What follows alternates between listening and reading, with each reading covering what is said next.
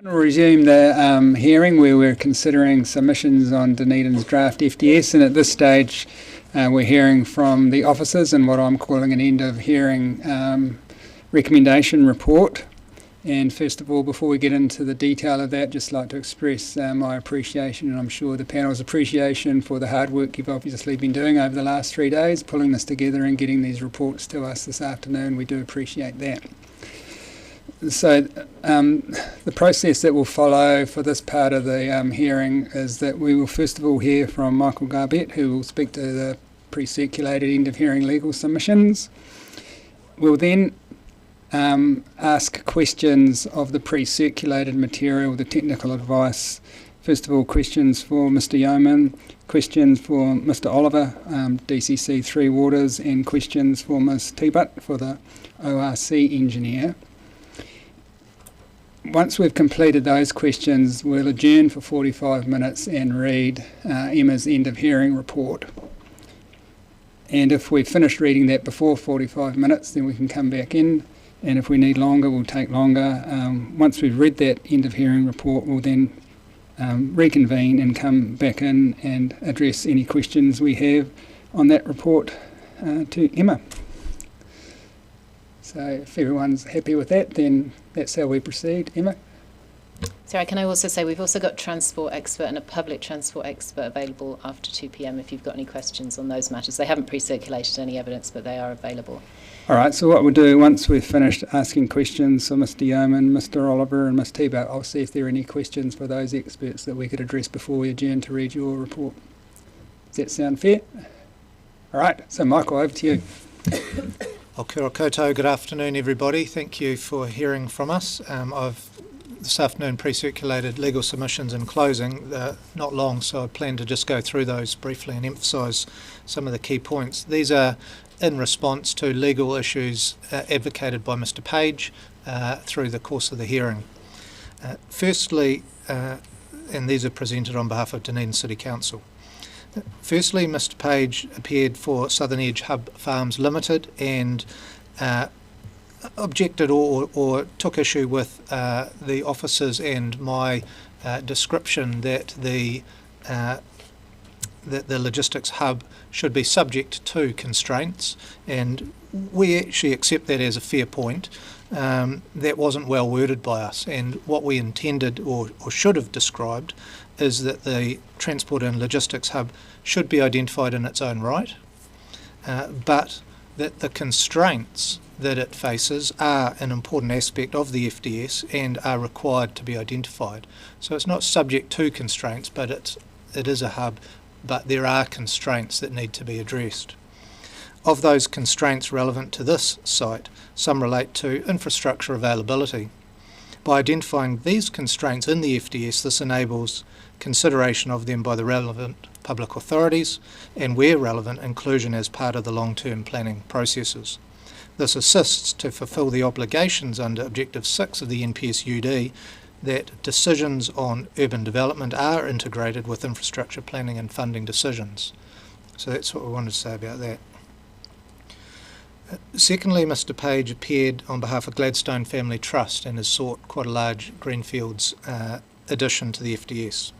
He argued in doing so that provision of infrastructure to that site, or even considering infrastructure at all, was irrelevant to identifying his client's site as suitable for housing. It was also argued that the only relevant policy criteria to consider the appropriateness of that site was the definition of a well-functioning urban environment in Policy 1, and specifically it was inappropriate to consider the policy framework of the district plan. So in response, it is submitted to you that this is not accepted as an accurate summary of what is required or desirable to implement the NPSUD.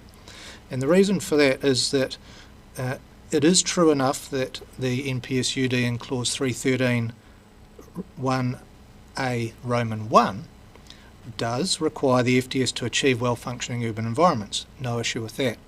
It's important, though, to submit to you that this is in addition, i.e. cumulative, joined by an and, to Clause 313 1A Roman 2, which requires as a whole that the FDS both promotes well-functioning urban environments which is addressed in Policy 1 of the instrument, and cumulative, to provide at least sufficient development capacity, which is a focus of Policy 2 in the MPS UD. It's clearly intended by these cumulative requirements, therefore, that both are expected to be delivered hand in hand. This is also clear from Objective 6 of the NPS UD, which requires decision on urban developments to be firstly integrated with infrastructure planning and funding decisions, secondly strategic over the medium and long term, and thirdly responsive, particularly in relation to proposals that will supply significant development capacity. So this hand-in-hand relationship between the focus on development capacity and well-functioning urban environments is reflected in the FDS itself through the policy direction, particularly in Paras 5.2, which specifically addresses this interrelationship of infrastructure issue. And I ask you to reread that before you make your final decisions, because it's key to this particular issue. Further development capacity, which the FDS is providing, is defined as set out in my opening submissions last week. This clearly identifies the FDS as to provide capacity based on provision of adequate infrastructure to support the development of land for housing and business use as defined.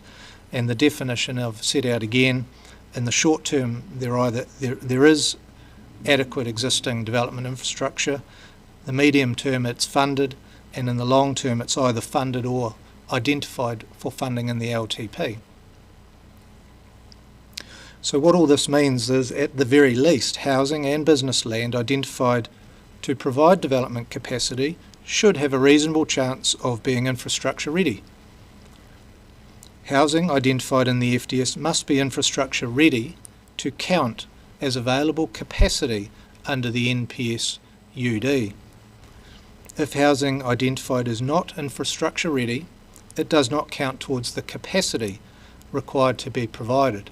And that's really one of the key points here. The FDS is trying to provide supply to deal with the demand, and the capacity being provided for and signalled in the FDS needs to be infrastructure ready to count to meet that demand. So the logic of this is therefore that the hearing panel does need to consider both whether a site contributes to a well-functioning urban environment, as Mr Page rightly said, but also whether it is or can be infrastructure ready, as defined to count towards providing capacity. In doing so, it's my submission you should also consider if any new greenfields growth areas or changes to the infrastructure program added to the FDS could negatively impact on the development capacity priorities already signalled in the FDS.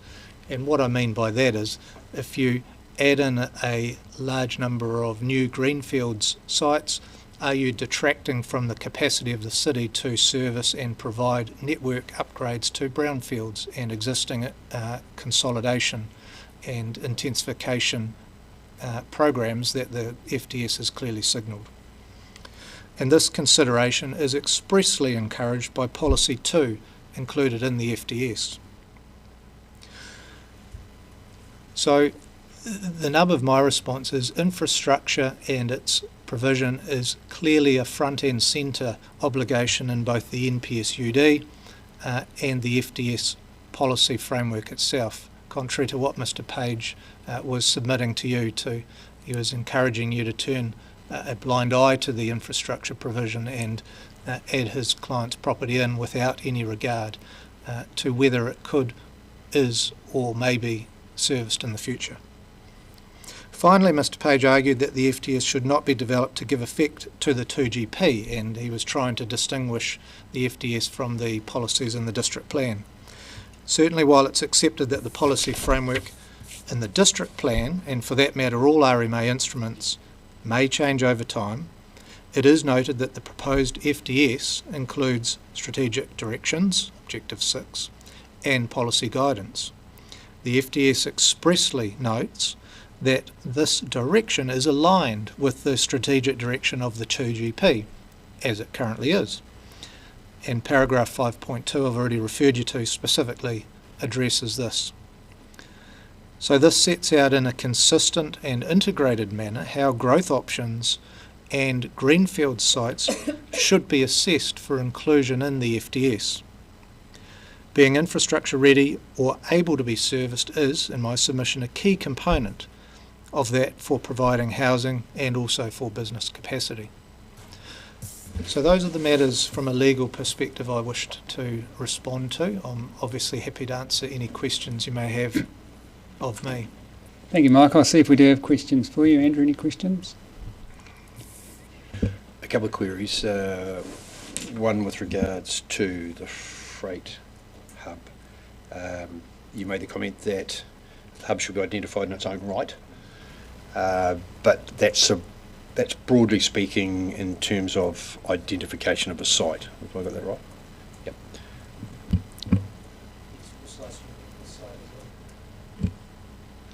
Yes, precisely, that the site itself is identified as a future freight hub, yes. Thank you. The second question relates to the last paragraph. And you were here this morning when you heard, I believe, you were here this morning when you heard from Kaitahu Mana Whenua and the discussion around development aspirations with the native reserves. How does that fit into the thinking, particularly in the last couple of sentences of your last paragraph, being infrastructure ready in relation to greenfield sites? It's probably similar to what Phil Page said. No, I just want to flesh that out a little bit, please. Yes, so my hearing of the Ngāi position was to advocate to, certainly in certain situations, say out at Tairoa Head, to bring forward the investigation and spending on the Three Waters network.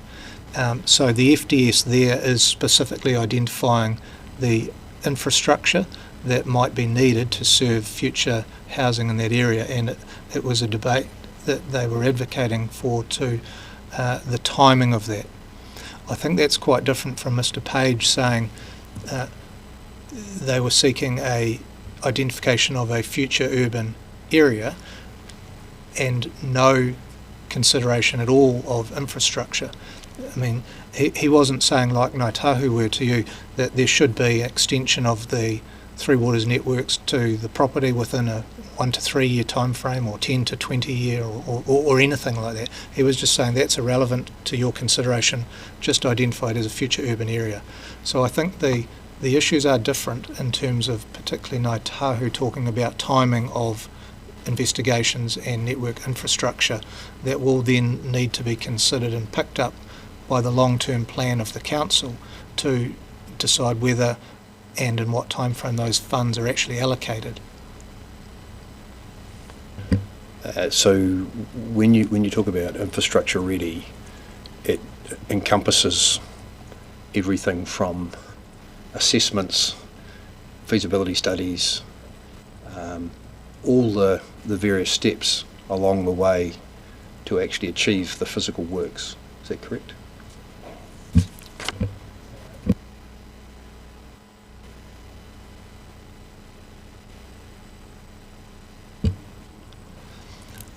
I would put it differently to that, Councillor, in that infrastructure ready, and it depends on short, medium or long term. Short term, there needs to be infrastructure available.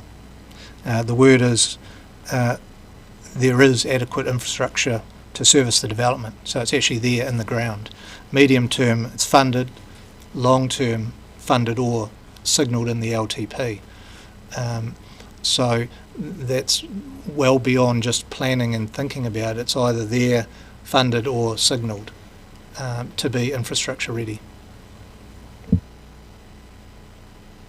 If I can carry on that point, so what you're saying is the infrastructure needs to be there already or signalled that it's going to be. So that's what you call long term, where we're looking for 30 years out.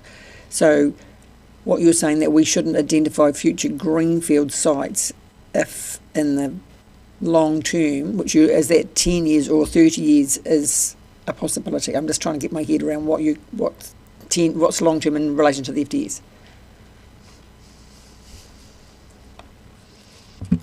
Yeah, so starting at the long term is 10 to 30 years. That's the infrastructure strategy, not the LTP. Medium term, LTP. Yeah, Year 11 to 30s, you have to be in the infrastructure strategy. yeah. So the long-term infrastructure ready is funded or signalled in the LTP. And what I'm saying to you is start at the earlier end. If you were going to identify a greenfields site that you saw was needed for capacity in the short term, my submission is that needs to have infrastructure available to be counted as capacity. In the medium term, if you were saying this is to be a greenfield site in the medium term, you would expect that there be funding available to deliver the necessary infrastructure. And again, same long term, it's signalled in the LTP as something that will be funded to meet that capacity in the long term. And I guess as our LTPs only go out 10 years, I mean, we don't have a view on what happens between year 11 and year 30. So, I mean, if you look at some of our submitters are saying, you know, we should be including their greenfield site, but because I'm just trying to tease out what you're saying about in terms of infrastructure ready. We actually don't have a view whether that site's going to be infrastructure ready in our LTP timeframe. It's very hard then for us to say, well, possibly in year 25 we might get there. That is true. The longer term beyond 10 years, so we have the LTP to a 10-year time frame, the infrastructure strategy is supposed to budget out to 30 years, is my understanding of the situation. So something that's signalled as funded beyond 10 years would have to be located in the infrastructure strategy. Yeah. Thanks.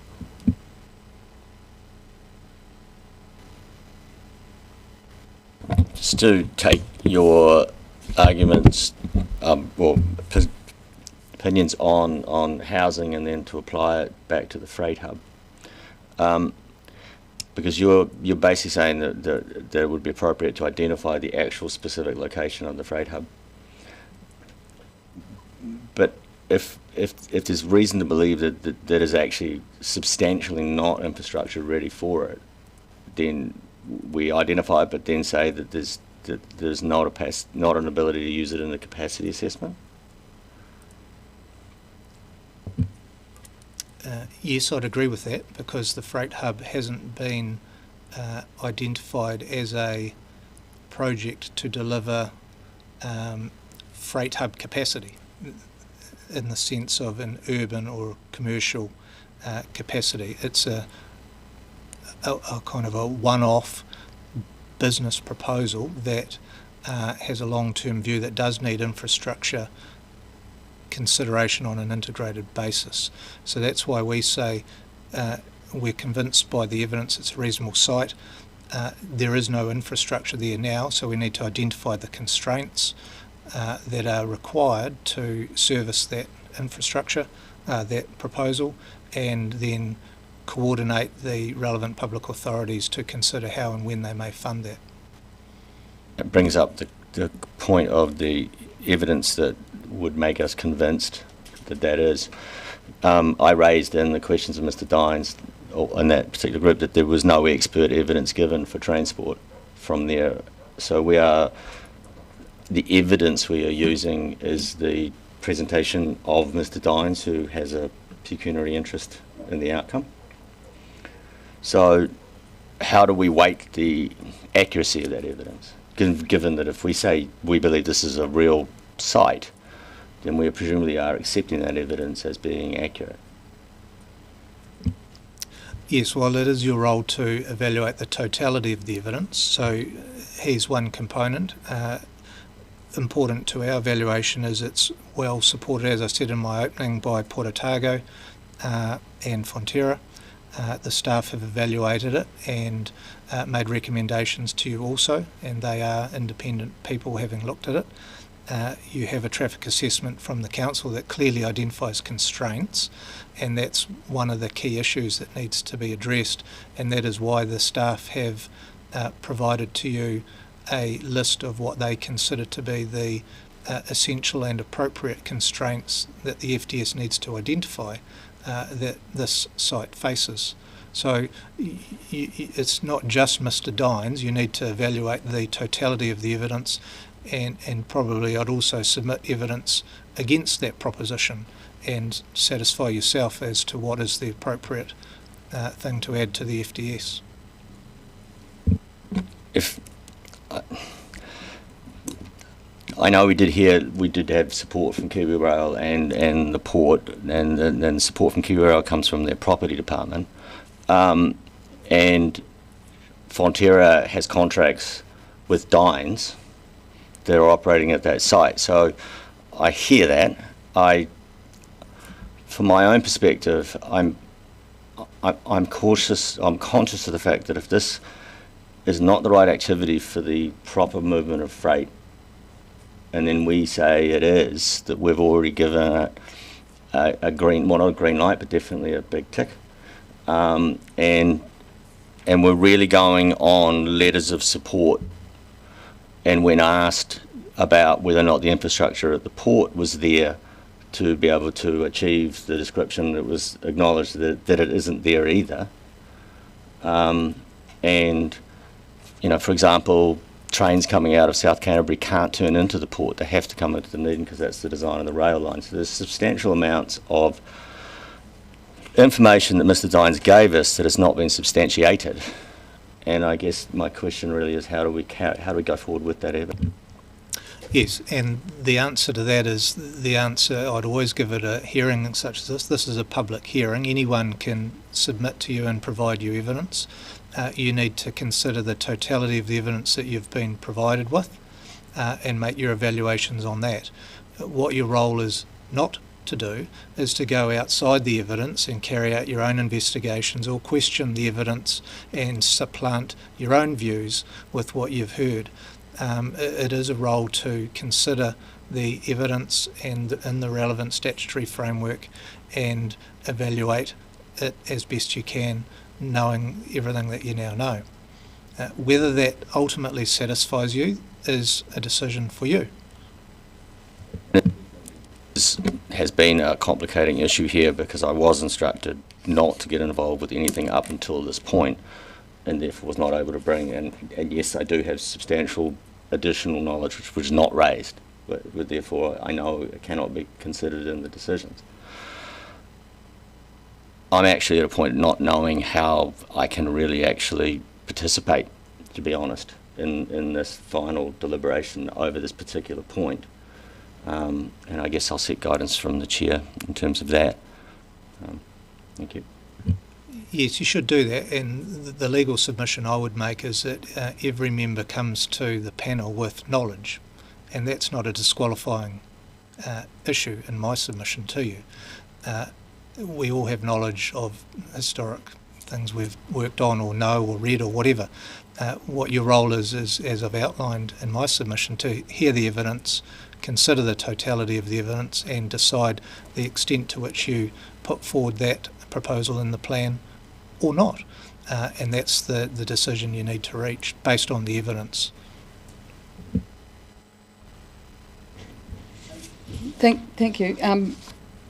I want to, there's two issues I want to deal with. One is in paragraph 11, and I appreciate this is an answer very much to Mr. Page, but if I use that sentence or that paragraph in thinking about adding capacity or changing the timeframes for mana whenua, it's how does that and what is our role in understanding the effects that would then have on potentially negatively impact on the development capacity and what's in the housing capacity? Yeah, look, I appreciate that's a difficult issue, and ultimately, if you have outstanding questions about evidence of that, you should ask the relevant technical staff. So, for example, you could ask if we were to put in the FDS that Three Waters infrastructure should be extended to Taiaroa Head within a time frame, what would be the consequence on your existing work program? And you could ask that if you were troubled and you felt that on the evidence at the moment you didn't have sufficient to make an evaluation such as that. Yep. And this is an unfair question because you may not have thought about it, but it's one that's come up from this morning's discussions, is understanding policy 1, especially A3, which is requires us to have a variety of homes that enable Māori to express their cultural traditions and norms. It's fairly directive, and there are other parts in there. So we're between a rock and a hard place potentially, is that we do provide for that, which is second priority under A. Or am I prioritising that in my mind at too high a step in relation to other matters that are in the MPSFN, UD? Yeah, I can't make a submission on that. It's not a legal issue. That's a evaluation and weighting between different priorities. The other issue I had is, and follows from the discussion and the staff's recommendation, I think, in relation to this Southern Hub. And I'm always loath to use a zone or rule or suggestion of a description which is much broader than what is actually being articulated. And my understanding in Dunedin we have a port zone, and what we're looking at is an inland port zone as opposed to industrial. And because industrial can be used for much, much broader things. If we were to accept the evidence of Mr. Dines and the supporting submissions,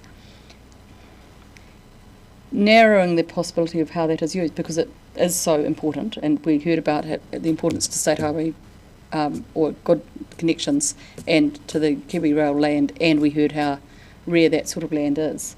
It would be potentially our role to consider how to, it would be within our role to be quite directive about how that land could be used, considering that.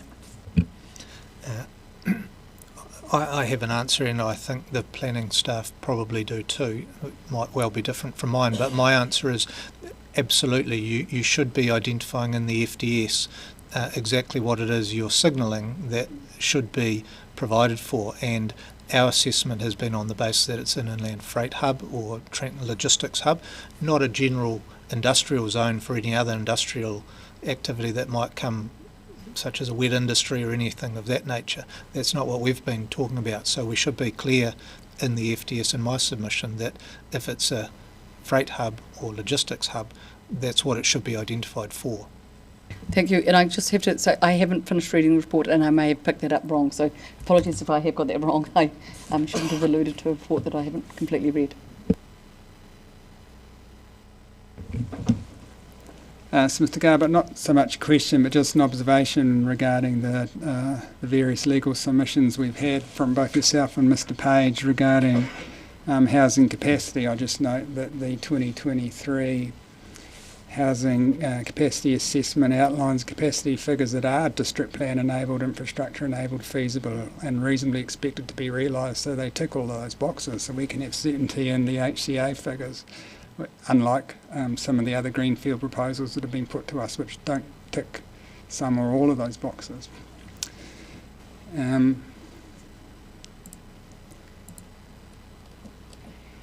And I think that's all I wanted to say, other than I think in terms of Karunakan's submission to us, they are not seeking additional housing capacity, they're merely seeking an acceleration of already programmed infrastructure studies and delivery. So it's quite different to the issues that Mr. Page has brought to our attention.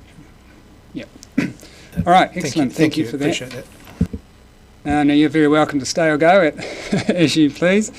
Now, in terms of the pre-circulated material, we'll take questions from Mr. Yeoman first. I know Mr. Yeoman is online, is he?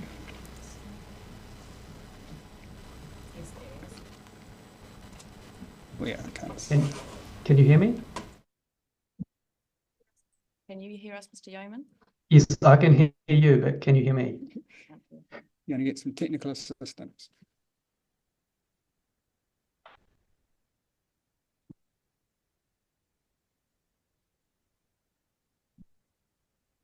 Can you hear us now, Mr. Yeoman? Yes, I can hear us. I think it's just because it was muted. Okay. Can you try saying something, please, Mr. Yeoman? It's testing 1, 2, 3. That's great. Thank you. We can hear you. Excellent, Mr. Yeoman. Good afternoon and welcome. My name is Rob Van Voorthausen, Independent Hearings Commissioner, Chairman of this joint hearing panel, sorry. And so now thank you for pre-circulating your end of hearing report. I'll just see if panel members have questions arising for you from that, starting with you, Kate. Yeah, not for me. Mr. Yeoman, a very brief appearance from you. I don't have any questions for you either. The various submitters, that just means we read and understood your clearly written hearing evidence. So we do thank you for that, and also for the information that you provided at the start of the hearing as well. Appreciate it. Nice and easy. Yeah. All right, now questions for Mr. Oliver, DCC 3 Waters. Andrew?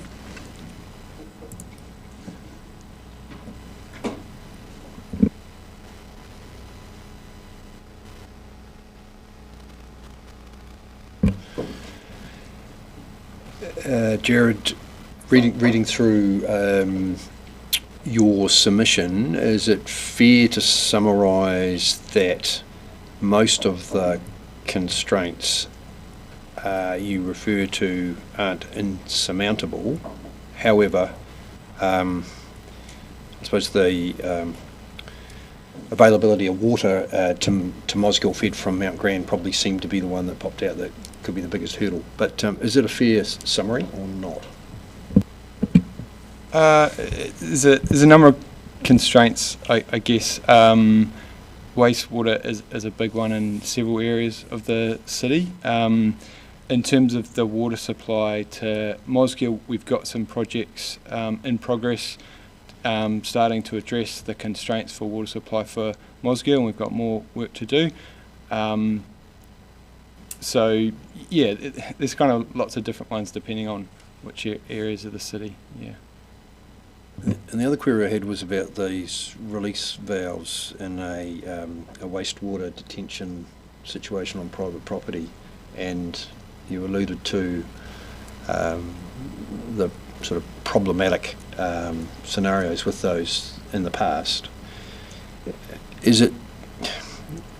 Are those, and there seem to be the release valve either malfunctions or isn't maintained appropriately or whatever. But I suppose a similar question, are they also insurmountable in terms of the experience that Three Waters have had in and around the campus area? Is there a way forward with that in your view, or and I see that there's a suggestion that under certain conditions, yes, they are workable, but it's certainly limited. Is that a fair comment? Sorry, we acknowledge that there's technical solutions available at present, but our concern is around the ongoing operation and maintenance of the systems, and so that's where we see that's really the crux of the issue, and so that's why we've suggested that council investing in council is better, and it's more affordable if that's done at scale, and so for some sites that have been rezoned in through appeals on the 2GP and Variation 2, we have allowed a few, but again it's at that scale so that those assets will be vested in council. We can be confident that they'll function as we intend over the long term. So can you quantify the sort of scale you're talking about in terms of these communal wastewater systems?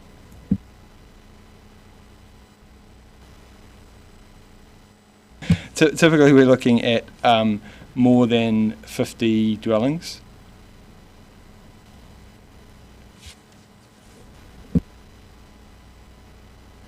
Thank you. I was interested in your comments about the on-site waste detention tanks and how you moved away from that, because I don't see that any different. I mean, maybe on a slightly bigger scale than people who've got septic tanks. And I mean, the issue is on the owner. When the septic tank fails, it's clearly on the owner to rectify. So I don't really see that issue is really any different. And I mean, at the end of the day, that's where the issue lies, is with the owner. And so why would we move away from that? The owner still has to address that issue. Yeah, with the septic tank systems, those are systems that aren't connected to the DCC network. So generally the landowners who have those systems, there's an understanding that that's entirely their responsibility to manage, and so I guess they go into that fully aware.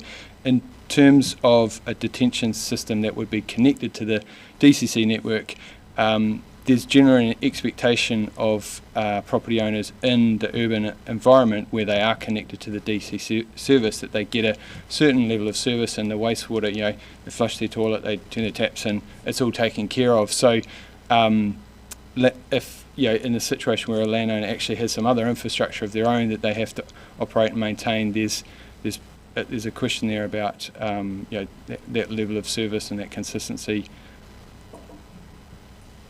Okay, I hear what you're saying. In relation to your comments about Three Waters for North Dorrie industrial land, is that in particular in reference to the potential freight hub?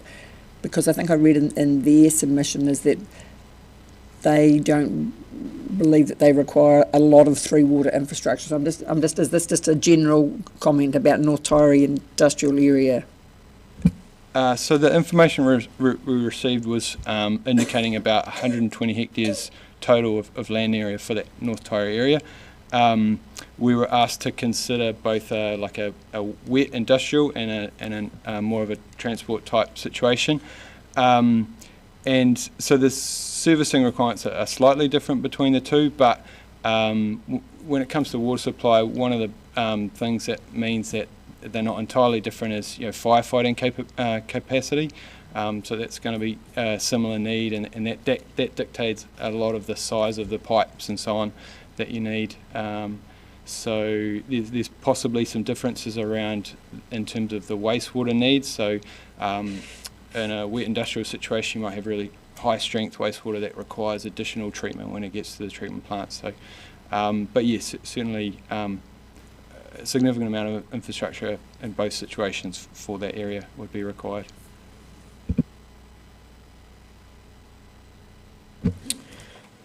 With that first question, I'm going to be intentionally simplistic, and it falls out of the PREEN submission. That from there, I think a question went through with regard to the new Dunedin hospital build and capacity there, and your response being that should be no different than what Cadbury was undertaking and the pressures that had on the Three Waters infrastructure. Then you talked about the existing hospital and what may happen with that. So it kind of poses a left or right kind of response. If they demolish old hospital and don't turn it into a student accommodation or something like that, which will have, I expect, similar demands on Three Waters, would then the likes of the Preens type of development be able to connect to the infrastructure? Again, it depends what the future zoning of the old hospital site would be. I mean, if it was became a greenfields recreation area and a big park, then it's not really going to put any demands on the wastewater infrastructure, and therefore would free up capacity that could enable the likes of Preens and others to connect, to go over dense beyond the current district plan rules. Yeah. And my second question relates to 1 and 2 year rain events, which seem to be more frequent these days with climate change and drier East Coast, and then rain events actually being a bit more intense. And in your responses there, talking about untreated effluent discharges to the Leith and to the Otago Harbour, would they need to be addressed before you could intensify any of the Three Waters infrastructure relating to wastewater? So the consents for those discharges expire in 2032, and I think that when we get to that point and go for reconsenting, if we were to, if it became clear to the regulatory authority that we'd allowed intensification while not addressing the issues that we've got first, we'd probably struggle to get a new consent for those discharges. Yeah. So then would it be fair to assume that anything upstream from there we shouldn't be considering in the 1 to 10 year time frame, we should be waiting till it's dealt with?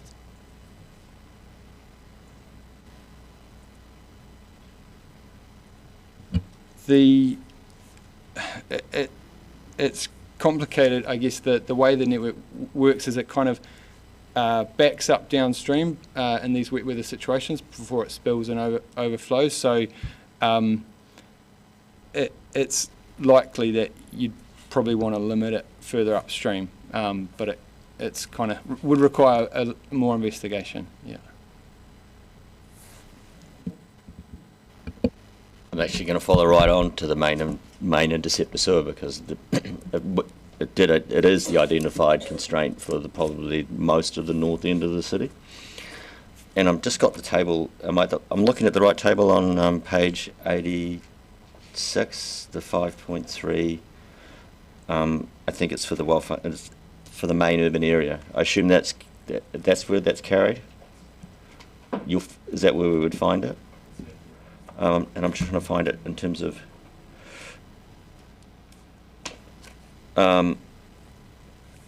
where is it on this table? So it would fall within the wastewater, currently the wastewater existing housing capacity, the 1 to 10 year time frame. I have to confess not that level of understanding the LTP at the moment. What year of the LTP is it in? I couldn't tell you that at the moment, Commissioner. Realistically, I would say it would be in the later years, by the time we plan, design, and get to delivering it. Begs the question, when does 1 to 10 become 10 to 30? If it's like year 9, it's really at the far end of the 1 to 10. And yet it probably is determining everything from North East Valley down to that area, right? I mean, anything that's suffering from inundation and infiltration is going to, and that's obviously what that activity further up is about. But if it's a constraining area, then it's affecting quite a large area of the city, right? Which is obviously why it's called the main interceptor. Well, I guess that's your answer. I don't know how to deal with it quite now. Thanks.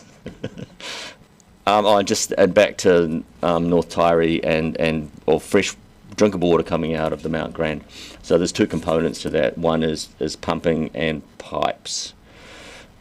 Are there going to be any higher reservoirs than are already there put in place in terms of maximum height of gravity-fed water? We definitely need additional treated water storage capacity.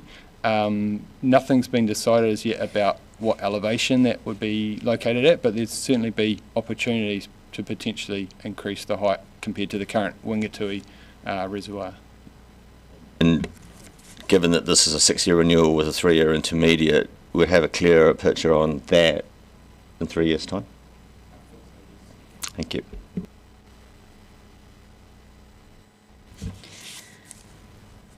I'm not sure if I'm asking this question as myself as a commissioner today or as a regional councillor. So forgive me if I might be crossing some lines here. I found your evidence interesting that, and you've just repeated it, about the 1st of January 2032 being the resource consent date for the discharge, and your concern on the system should we go over that. The reality is it not, that you've got a constraint that probably needs some investigation now to overcome it, and to stop even any discharge? Or so I'm amazed that it's in the 10 to 30. So that 10 to 30 is because of a capacity issue and the resources to get the work done, or is it in the financial constraints of the council?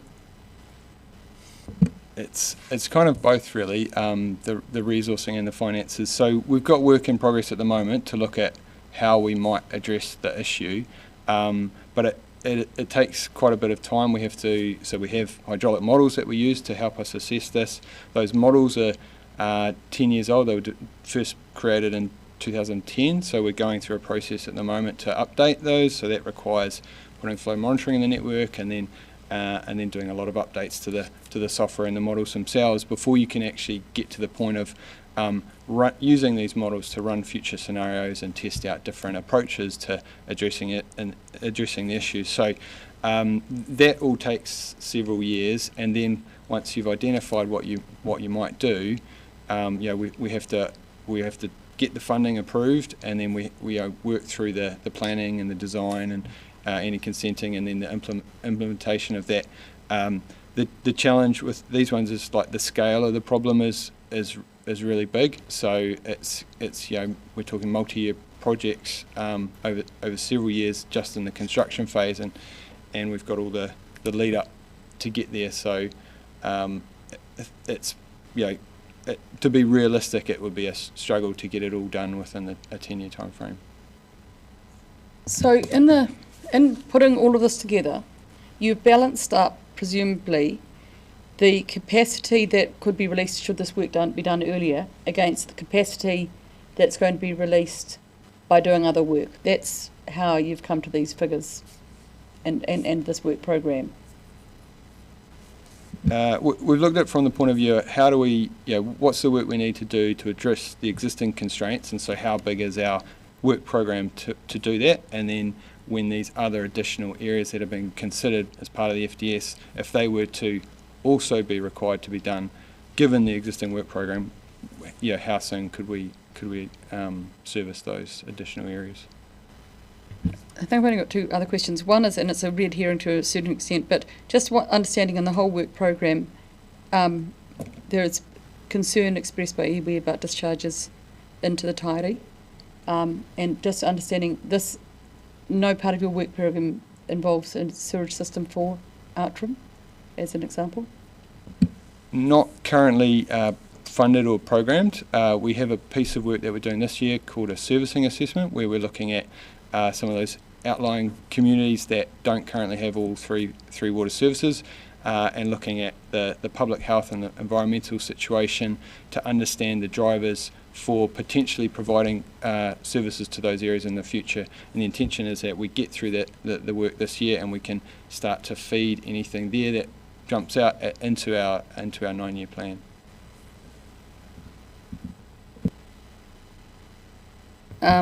And my last question, which you may have heard me asking, is just checking. If we were committed to, as suggested during the Mana Whenua representation, to speeding up provision, at least at Otako, how would that affect the other capacity issues that you've got? Or could it be done in tandem, on parallel? So ideally we would be able to secure additional funding to what we had drafted for the 10-year plan before it got put aside for the time being, and so ideally the funding would be additional to provide that servicing. The other challenge for us is the resourcing in terms of staff. To you're adding more to your program, that takes people to plan that work, manage it, engage consultants and contractors for the work. So there's probably a question about staff resourcing as well.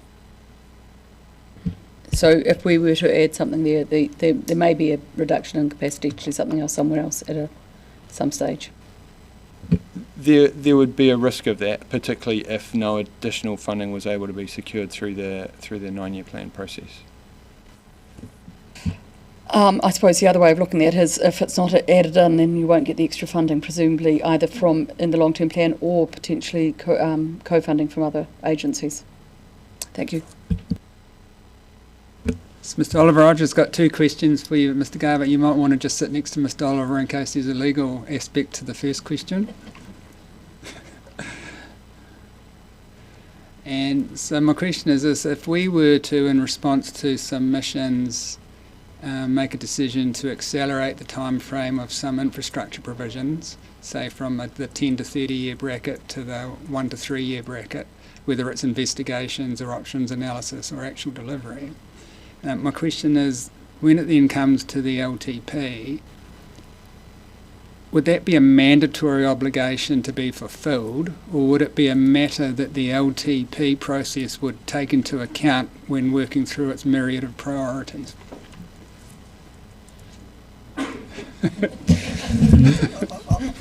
I have a view from the legal perspective, and Mr. Oliver can contribute. My view is that it's not a mandatory thing, that the FDS informs the LTP, just like the previous LTP informs this FDS. So we talked about that in my opening, or I talked about that to you in my opening submissions. To inform the LTP would be something that the council would have to pick up and consider genuinely and make a decision. I think they could validly say, with all the best will in the world, we just can't fund that, or we won't fund that. Equally, they could pick it up and fund it. So I think they need to consider it and make a decision one way or the other.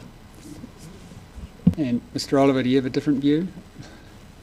No, essentially, in the way we develop our long-term plans, it's our executive, our councillors, and ultimately our community who make those decisions. So they need to consider what's put before them in terms of the evidence. Yeah. And I guess a follow-up question from me, just to kind of round that off, if we were to make a decision to accelerate some infrastructure provisions, and if during the LTP process, having given it due and honest consideration, the council decided that it just couldn't meet that time frame, that then I imagine could be reflected in the 3-yearly review of the FDS. It could feed back up in a sort of cyclic process. Is that correct? Yes, that would be my view. Plan A would be to have them aligned so that the two are saying the same thing. We're not in a perfect world, and there is a conceivable possibility that they are unaligned, and that gives then the future FDSs the ability to either catch up and align or review of the LTP. Both at some point we would prefer them to be aligned. When exactly that happens, we don't really know. And it's not a legal prohibition or something that can't happen. Yeah. Right, now that's helpful clarifying that issue in my mind. Thank you for that. This next question is not for you, Mr. Garbutt. It's a straightforward infrastructural one. So, Mr. Oliver, was I correct in hearing you say that a concern you would have with the possible identification of a freight hub in Mosgiel would be water supply capacity in terms of firefighting? Was that? Now, I recently sat as a commissioner on a reasonably large-scale warehousing freight hub development right on the cusp of the boundaries between the Waipa district and Hamilton City. And so the facility was in Waipa, but it was right up against the Hamilton City boundary, and Hamilton City couldn't service it in terms of water supply or wastewater. And in that case, the developer, with the agreement of the Waipa District Council, just said, well, we'll put in some tanks, firefighting tanks, we'll fill them up with tankers initially, and then we have these enormous warehousing rows that receive a lot of rain, which will ensure those tanks are kept topped up. Would that be a possible solution for this proposal that's been put to us by these submitters? It could be a solution. And it might have an impact on the total cost, but it won't negate the fact that we're going to need several kilometres of reasonably large diameter pipe network to service that area, because it's there's currently very little in the area. We're still talking quite a bit of cost to get some infrastructure into that area. But alternatives like that could help to reduce that burden. Yeah. Right. And when you say quite a lot of cost to get infrastructure into the area, do you mean within the freight hub area or to the freight hub area? To and within. Yeah. Okay. All right, well, no, that's very helpful. Thank you, Mr. Oliver. I think that's the end of our questions for you, unless anything else has popped up. Okay. I do want to touch on vested and non-vested. I don't, but you can if you Well, want. it's actually the Kāinga Ora question I asked, and in terms of specifically thinking of the Mosgiel proposal that they have there, and your answer has been, that any provider, you're reluctant to do non-vested, and I understand why you would be interested, well, not that interested in that, because obviously that's one of the other bigger issues that's really not particularly addressed in this FDS, which is stormwater and the amount of private stormwater on the situation. And I guess, is it clear then what you're saying is, if a developer then sells their properties and moves off, now that activity is now sitting on the land information memorandum of the new owner, but the developer's not there to be found anymore. I think that's different from Kāinga Ora, because they are a government agency, and the dependency of them surviving is probably depending on whether the government's still around, which we're working on the general principle it will be.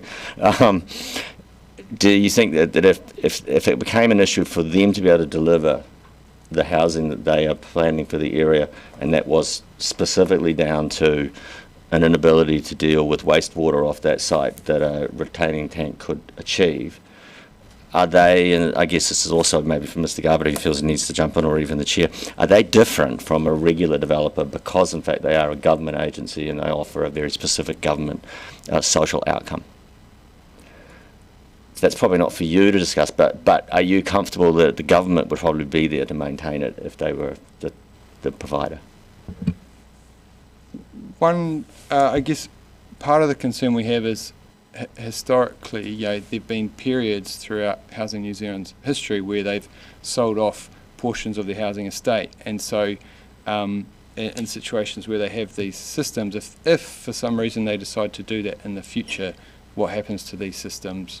Who ends up looking after them, and then what are the outcomes in terms of how they perform in the long term? That's partly where our concern comes from. That'd be the risk that we'd have to manage if we were to consider it. Thanks.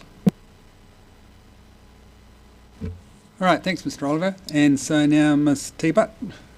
Not sure if I pronounced your name correctly, but I get my name mispronounced all the time. So, welcome to the club.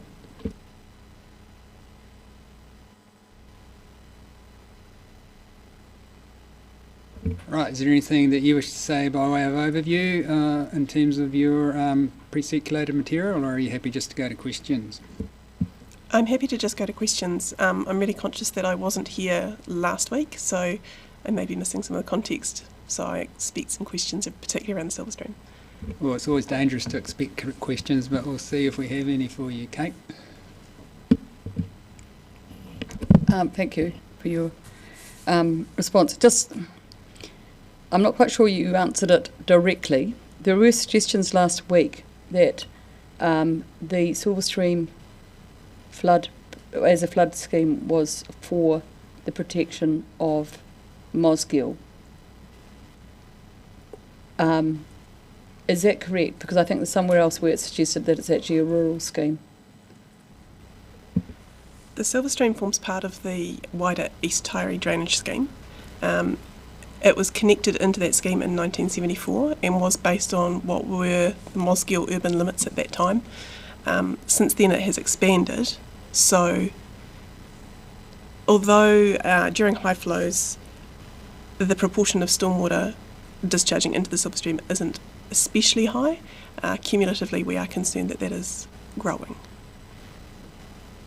Sorry, to back up again to make sure that I'm absolutely with you. When you said that it previously, the whole of the Silver Stream, right through from Paraleli right down, was there to ensure, you talked about the extent of the Mosgiel area. That's as a drainage, not a flood system, isn't it? So yeah, I understand that bit. As a flood protection, is the Silver Stream capacity a flood protection work for? No. It's simply part of the drainage scheme.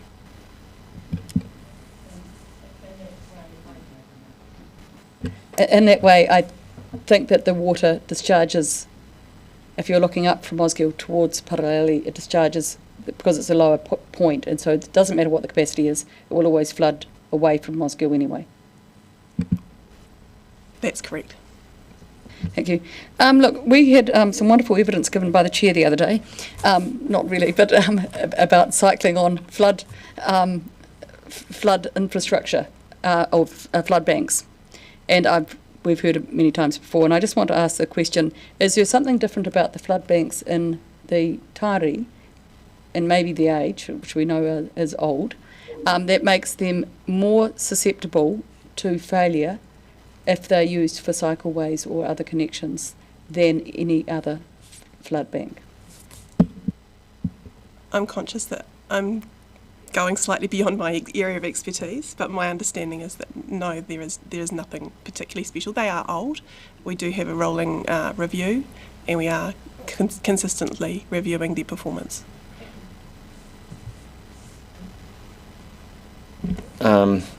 Only a very minor one. You make a point that the amount of stormwater that's going into the Silver Stream is potentially relatively small, but not quantified. But I think of looking to Mr. Oliver, the Reed pump station's relatively large, but is it because of the construction of the stock bank the way it is below that, and then as Councillor Wilson just pointed out, that tends to then discharge over those fields, that the stormwater coming in from the urban area of Mosgiel won't in itself threaten the ability of that system to operate?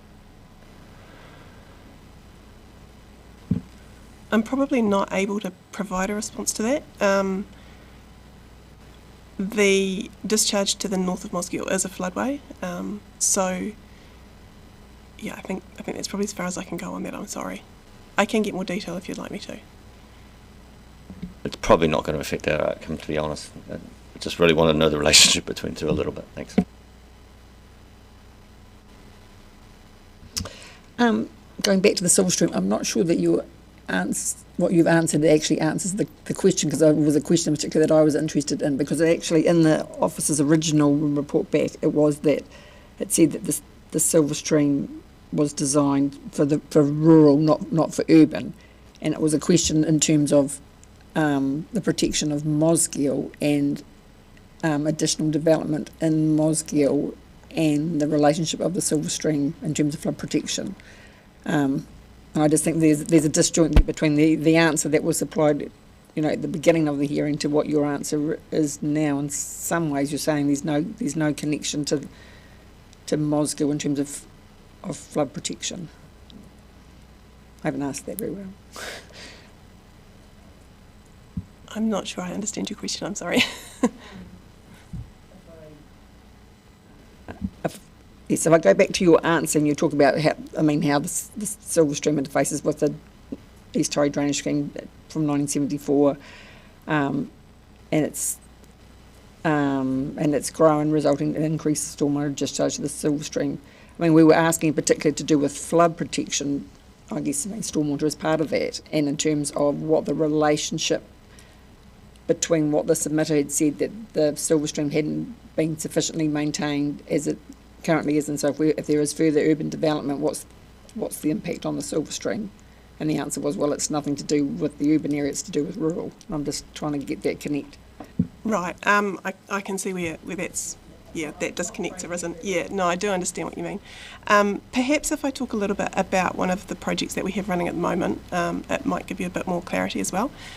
One of the issues with the Silver Stream is that while we have design plans for that, we don't appear to have any as-built plans. So some of those discussions that we've heard around capacity of the Silver Stream, it's really difficult to quantify. So we currently have a project running where we're looking at what capacity that should be and how we can get there. I've set out in my supplementary evidence some comments around what that study is really aiming to do, just to restore that to the expected capacity, whatever that is. I think the expected capacity was the design capacity, from my understanding, whatever that is. Yeah. That's it. Thanks, Kirsten. I had two questions. One is, how long has the Otago Regional Council had a policy to essentially treat stormwater at source with residential activity in and around, we're talking Mosgiel here, but has that policy existed, i.e. detention ponds and that sort of thing? Has that policy existed for the last decade or longer, or is it something that's popped up more recently?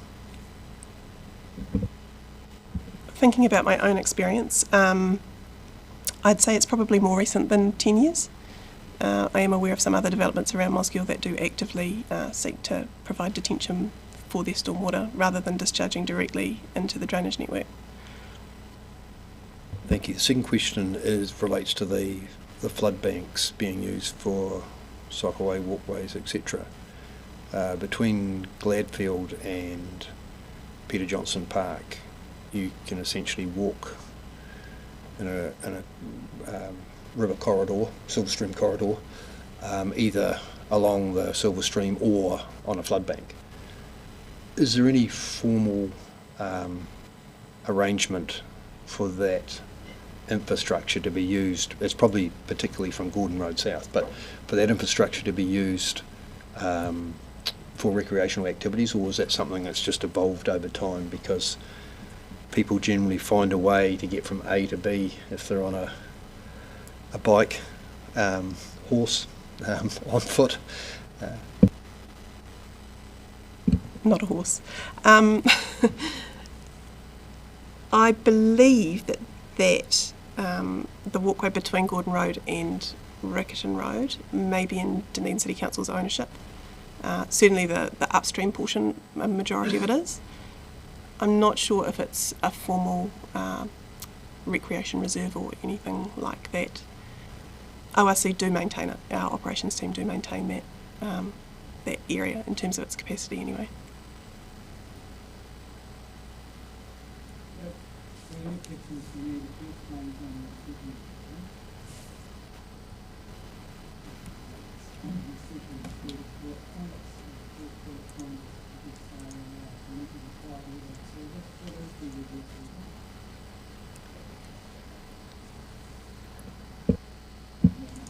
Sorry, I'm going to say all of that again. My question relates to page 2 of your advice to us, the second set of bullet points regarding the required level of service. What is the level of service for the Silver Stream?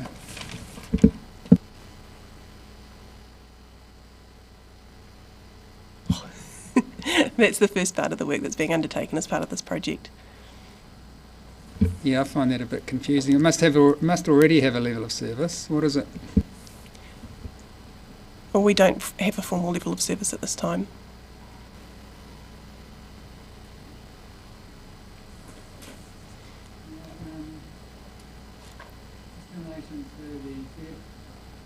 Just in relation to the third page, all of the bullet points there regarding cycle trails on stop banks, not a question, but just an observation. Every single one of those bullet points has been addressed and resolved in other regions, including one I'm familiar with being the Hawke's Bay, and so if you haven't already done so, just invite you to discuss those issues with the Hawke's Bay Regional Council who've addressed and resolved them. Thank you. No further questions. Can I just ask one? Sorry. I just want to make sure, and I'm going to ask it by question, because I think there's still some concern about how the Silver Stream works. On the Tairi, which I should be calling Taiari, the ORC, am I correct, sees the flood scheme as separate to the drainage scheme? That's correct. And so when we look at the capacity for the Silver Stream as a drain and serving it as a drain from, or the stormwater from Mosgiel, that is a different from when we are dealing with the flood situation where it acts and is doing a different job. Yes. All right, so thank you very much. That's the end of our questions for the pre-circulated technical material. Thank you very much for that. Does any panel member have questions for, I think the experts are available online if we need them. Who were, Emma, who are they again? So I've got Trevor Watson, who's from the Transport Department, and Lorraine Chain, who's public transport, if we need them. So we'll quickly whip around. Any questions for those officers who can come online if needs be, Andrew? There's probably a couple of questions for Lorraine. Perhaps if she could give us, will she be able to hear me right now? Okay. The two questions are really just a brief overview of what the fares and frequency business plan is about, and also the program to deliver electric buses to the 5 units that currently exist in Dunedin.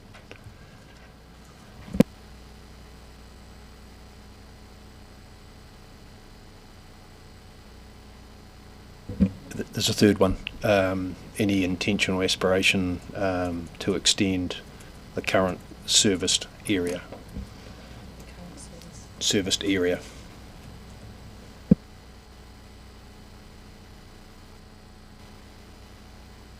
Just to add to that last sentence about the current service area and also frequencies to distant sites.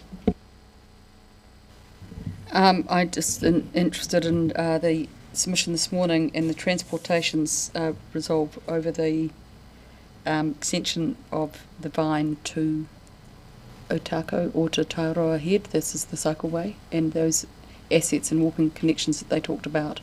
And it's, yeah, and what would happen. Yeah, I'm not sure that we've quite got that data. How much were they talking about, and how much, what is the time frame? I mean, the time frame, what would happen if we push that further up?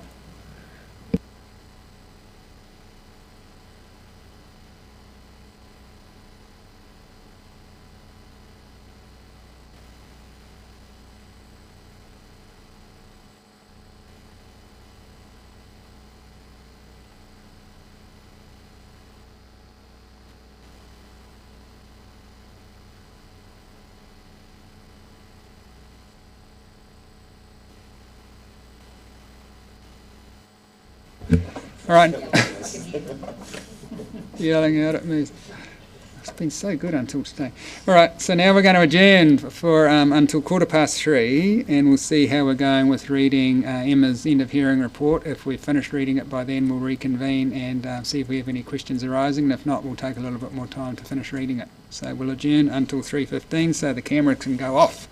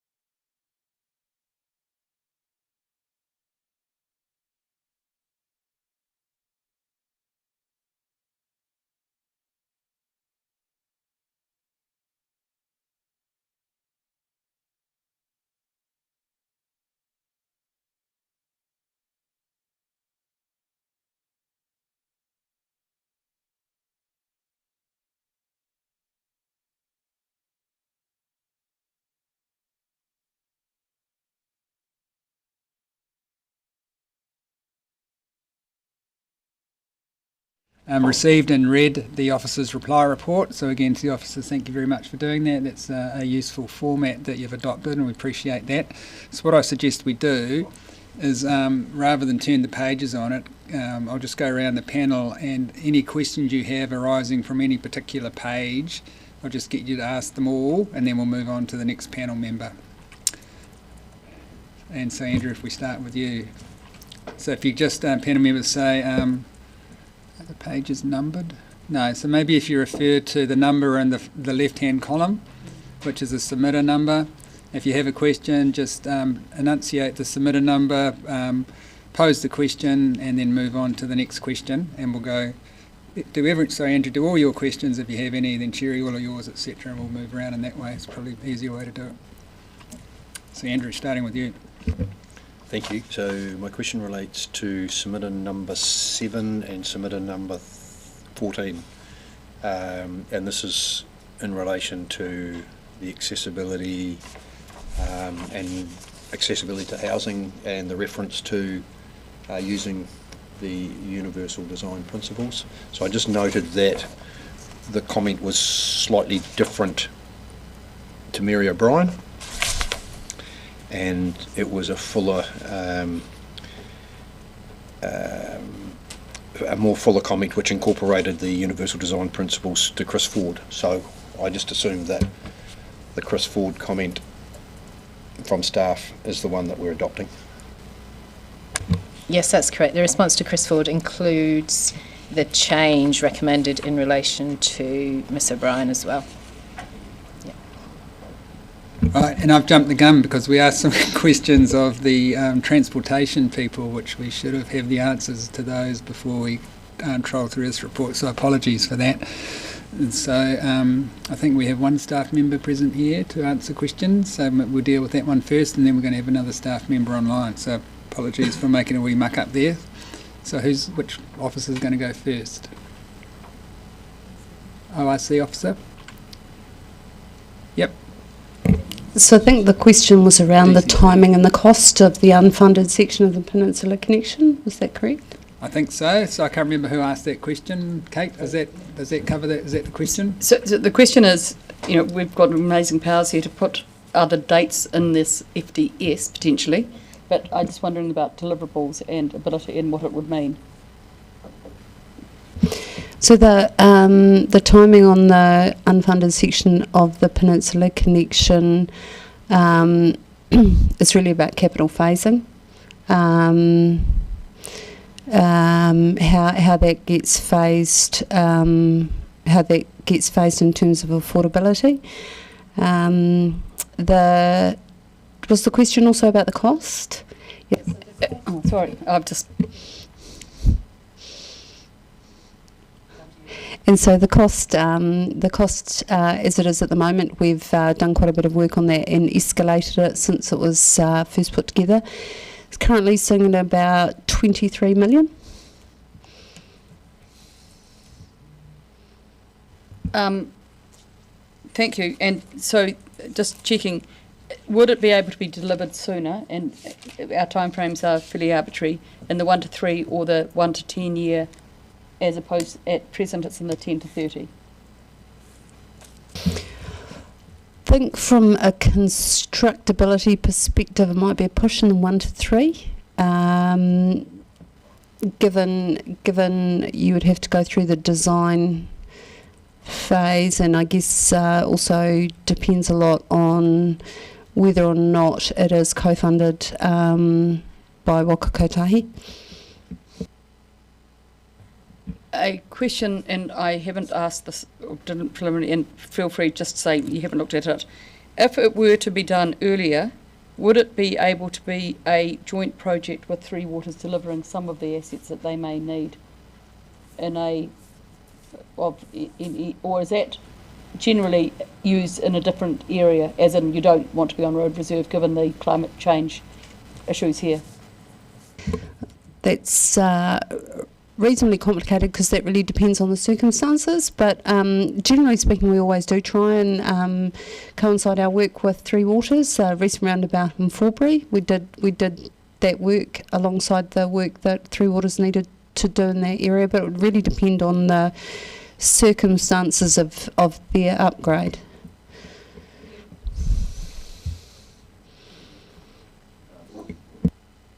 There was a recent council resolution to consider the parts of that extension and whether that could be done in part. Has there any work been done on breaking it down into different sections in terms of cost and deliverability? Yes, so there has been a recent piece of work where it's been broken down into 3 component parts. I'm familiar enough as that most of us have driven it at some point or another, but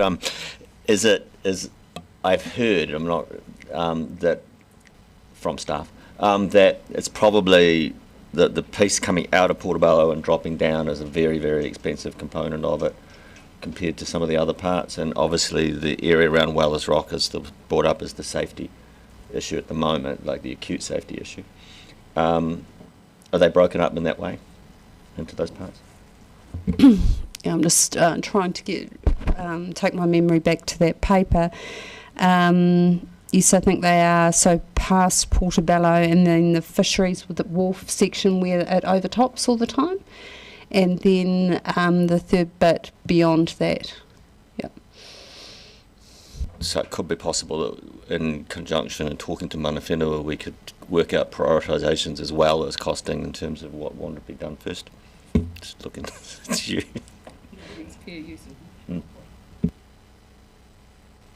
All right, so now do we have, so that was DCC, wasn't it? ORC. Pardon? DCC, so now we're going to have ORC, or have I got it back to front? Online, okay. So is that person?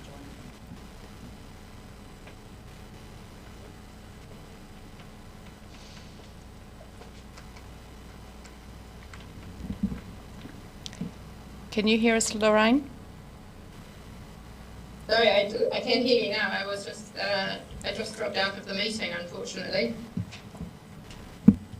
Right, thank you, Lorraine. You can turn your camera on if you like, so we can eyeball you. I don't have. I'm not in a space where I can put the camera on. Sorry. No, that's all right. All right, now I think our hearings administrator forwarded you some questions that the panel had. Did you receive those? Yes, I did receive some points. The first point was fares and frequency business case. So what was the question? All right, so I'll just ask the panel members to just relay their actual questions to you, and you can respond if you can. Yep. So, Andrew? Thank you. Hi Lorraine, Andrew here. Hey, just a brief overview of the fares and frequency business case. Yes. Frequency business case was completed late last year. It wasn't deemed affordable to go for a lower than a $2 fare, and it proposed a wholesale frequency increases across the current network, and however currently those frequencies would not meet co-funding from NZTA in this current NLTP period, that's the 24 to 27. And the second question sort of ties in with this one. Any aspirations or intent around expanding the passenger transport services beyond the existing serviced areas? So there aren't any planned expansions on the Dunedin network in terms of like extensions to routes. The fares and frequency dealt with increased services and longer operating hours, like service spans over the course of the day for our existing routes. Thank you. And the last and final question was just around the delivery of electric buses to the passenger transport regime in Dunedin. We've obviously had one of the units has come up for renewal contract. The other 4 units, are you able just to give a bit of a time frame of the delivery of those buses as those contracts fall due again? Yes. So the ORC's strategy is to decarbonise the fleet through contract renewal. So you're correct, and Unit 3 recently came online with the electric buses at the beginning of this year. We're currently, so those are the Opoho and Ridge Runner routes and Carlton Hill. And we're currently tendering, about to go to tender for Unit 5, which is in 2025. So that will be the next similar size. Unit 3 brought on 11 buses, or around 14% of our fleet. 2025 will go Unit 5, and then the other units are all coming up from 2026. Basically, they are all in 2026. And that will see the completion of the decarbonisation of the fleet, or electrification of the fleet. Thanks, Lorraine. All right. And I can't call it any other panel members' questions. For outlying communities that are currently serviced, and then of course your fares and frequency didn't get funded from Whakatahi, is there any capacity under the existing funding model though to, and I'm specifically thinking of the North Coast and services to Waikawaiti and obviously Palmerston, is there any capacity to view an increased frequency in that area, in that particular run? At the moment, I would say it's fairly limited. The additional services that were provided on the North Coast, i.e. the weekend services, still don't attract Whakatahi funding, so they are ORC funded. And it would be fair to say that with the release of the draft GPS, public transport, unless it really supports new housing development, and I think what they say in terms of an efficient network, it's probably not featuring high in the government's priority. Yep, great, thanks. All right, no further questions, panel members? Excellent, thank you very much for coming online and answering our questions. And so now we'll jump back to the process I started prematurely. So Chair, Andrew? Thank you. Apologies for not putting my camera on. No, that's quite right. We were able to hear sufficiently. Thank you. Yep, loud and clear. Just going back to the universal design, John Marrable's submission talked about issues in the transportation space. So those comments shouldn't just be limited to housing design, they should be also limited to other in the transport space, for example,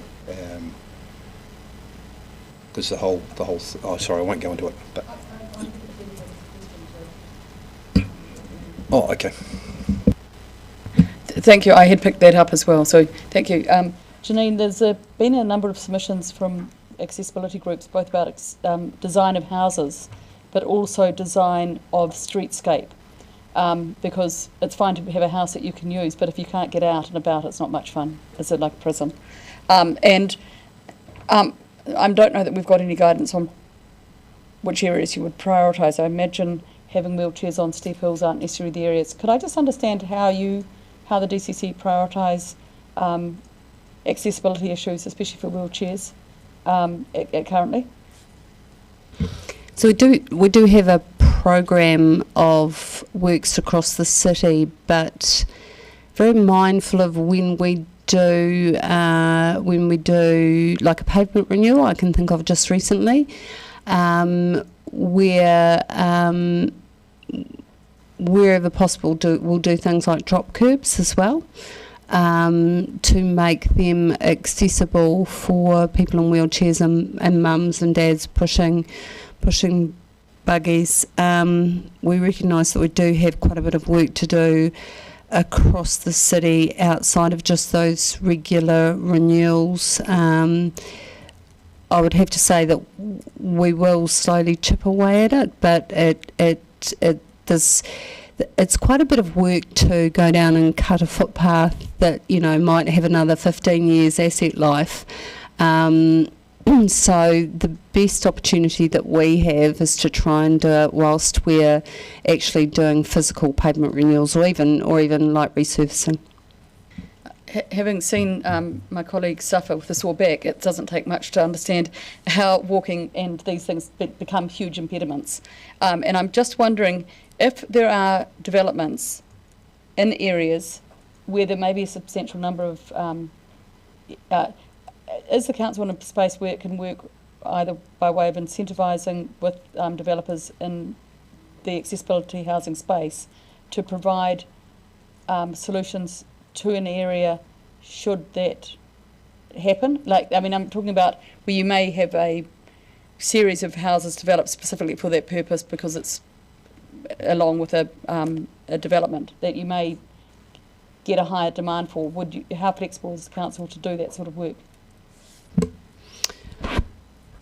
I'd have to come back to you to confirm what the process is, but I wouldn't imagine, as I say, it is so much easier to drop a curb when you're building something, so I wouldn't have thought that that's a huge issue, but I will confirm that back.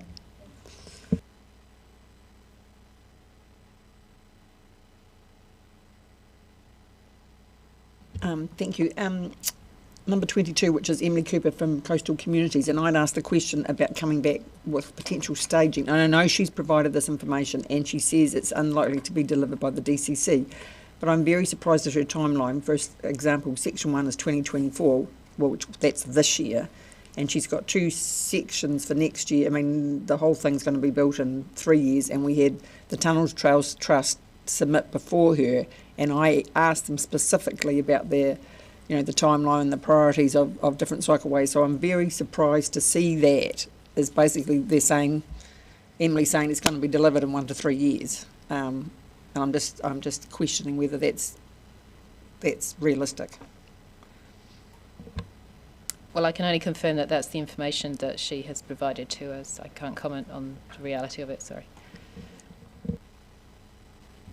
Being on the Waikato Coast Community Board and getting briefed on the cycleway quite often, they're actually under construction in places now, and they've done a lot of work around getting land access. So I believe, stage 1 is actually starting to be built now. I just don't want us to be saying something that's happening or imminent that it's not. And my other question is in relation to Appendix 3, and I just need to declare that if that red line is I'm not sure where I know where it is, I'm potentially an affected party to this. I'm just questioning where the boundary is on that red line in the map there. Sorry? Does it go I don't think it does go all the way up to School Road. I'm just trying to get my head around it, and I just know that this is the idea of this is just to put a mark on a map. Yeah, so that line is approximate and indicative, and it could be varied. It was just to give a bit of a buffer around the areas identified by the submitter, and particularly to take it over to the west of the railway line to join up with the industrial area, to the north of the industrial area where the flood hazard is somewhat less. But there's no science, to be honest, in the exact location of that red line. Yep.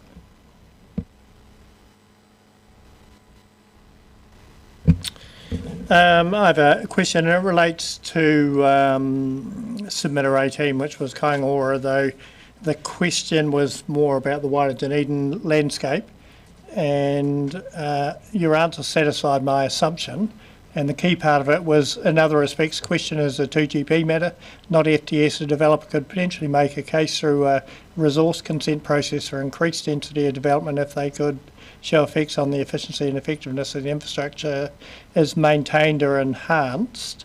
And that led to the question now, which is, does that have any impact on capacity when we're looking at putting rings around suburbs or areas where we want development? If it can be achieved in existing areas without the FTS process being required. I'm sorry, I'm not sure I understand your question. Yeah, that's all right. So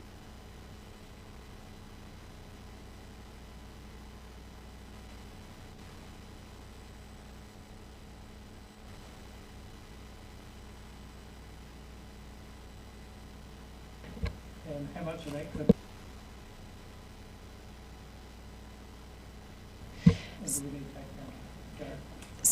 So it can't necessarily be done as of right under the 2GP. This is saying that there's a consent pathway and it could be considered. So if a developer was able to show that they had no impact on the network infrastructure, then that's something that they could present and have that considered through the resource consent process. That's really as far as I'm going on that. Yeah. Starting with 16, which is basically the traffic reply on Buller Street properties requested for the change. So in that, the answer has come back that Strathallan Street is particularly busy and particularly heavily loaded at certain times of the day, and putting any activity on there would potentially put more load onto the street. Cool, thanks. Point 26, which was a focus of whether or not, in relation to the inland port, you consider it matters outside the DCC jurisdictional boundary, and you've come back with saying yes, you agree that if there are freight movements that are outside, that would be considered. Good. And then just getting down to actually the numbers at the bottom in the table for the freight and traffic movements. So an AADT is something like it's averaged over the 7 days of the week, right? So it doesn't take, it's not Monday to Friday, it's all 7 days. Thanks. And I just did a little calculation then on that. So if you've got 8,278 movements coming into Mosgiel and 3.6 are trucks or heavy, then it's 298 trucks. And by my count, I'm getting from those numbers about just under the 300 mark are coming in, and and then 290 are going out. So there's presumably that's the same trucks, right? Other than building up somewhere otherwise. So there's around about 280, 290 truck movements, which effectively are ending up on Gordon Road. Is that more or less correct, if I've taken those numbers and calculated them correctly? And then I looked at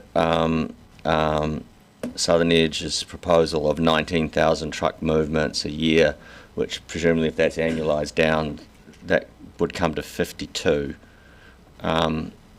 which by my account means that the yield is around about 15% of what's currently moving on Gordon Road. Do those numbers make sense? Well, I know it's a lot to put in your head, but 19,000 divided by 365 comes to 52, and the other ones are annualised. Cool, thank you. That's it. I think I missed something. I was just looking at the map on the blue-green network. Have we been supplied another map? I'm sorry, I don't know.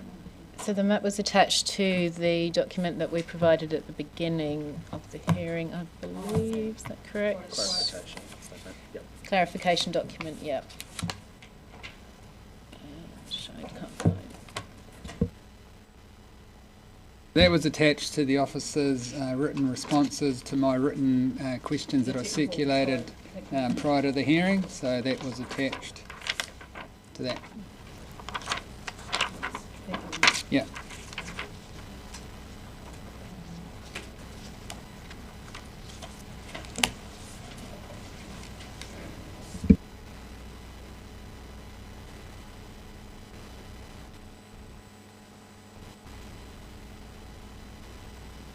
And the only other question I had was one that I raised under legal about industrial for this southern hub. Does that, at the moment, you're suggesting it's actually not very clear if you're calling it a freight. Your heading is different from your red line and the legend and the red around the red line. Okay, I hadn't spotted that. But intent would be that it would be identified in the FDS as a freight hub, not general industrial land or business land. Yeah. When you see the heading and you see the legend, Oh, yep. Yeah, we accept that's a mistake, sorry. Yep.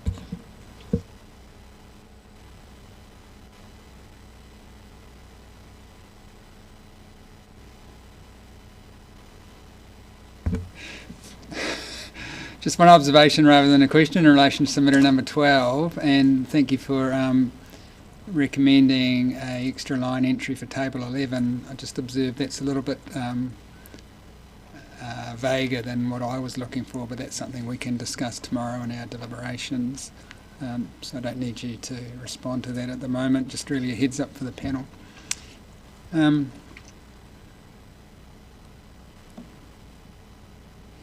Now, panel, in relation to submitter number 21, the officers have said that no recommendation on the wording changes is provided because they haven't had time to look at it. So what we're going to need to do is make decisions on that tomorrow. So can you just have a look at that wording that Mr. Coffey has recommended? That's the underlined wording in the submitter 21 line entry, and we'll have to go through that tomorrow and either say yes or no to it. So that's a little bit of homework for you to do tonight, panel. And lastly, let me find it. Now this is an actual question. So submitter number 25.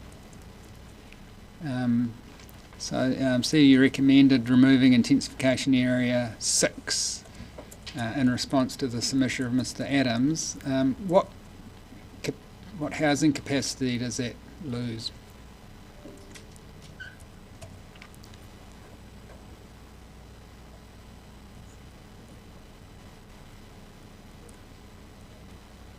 $76 dwellings over the long term. Okay.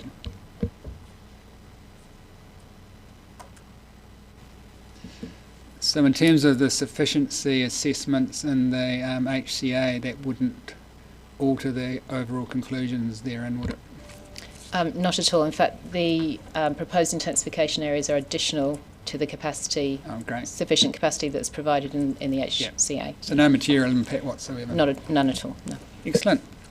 Thank you. Well, that's the end of, I think that's the end of our questions. So again, just thank you for preparing that. It's a very useful format, and you can see by the low number of questions that we've read and understood it, and there's nothing much that we needed to clarify with you. So now we are adjourned until 8:30 in the morning, when we'll commence our deliberations.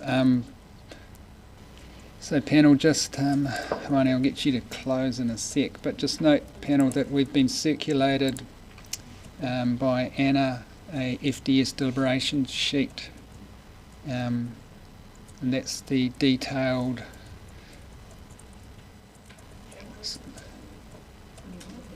It's only been gone to me, has it? Did you say? Yeah, because it's not my job to circulate to the wider panel. I should have sent it on tomorrow. But Okay. I just wanted you to approve it first before this. Yeah, no, it's all good. So correction to that advice, you will shortly be circulated an FDS deliberation sheet, which is the document that Anna outlined to us earlier in the day, which has all of the submission points and staff's recommendations in relation to each of them, and that's the detailed document that will turn pages on tomorrow. So that'll be circulated to you shortly. So other than that, Hawani, do you want to close us for the day, please? Thanks, Rob. Kia tau, kia tātou katoa te atawhai tātou ariki, ihu karaiti, me te aroha me te atua, me te whiwhi nā teitanga, e te wairua tapu, ake ake, amenei.